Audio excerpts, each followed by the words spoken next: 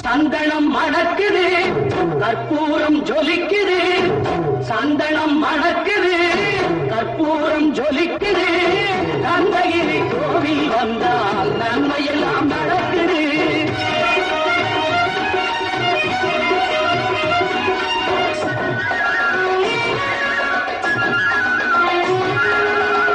நித்தமும் பாலிலே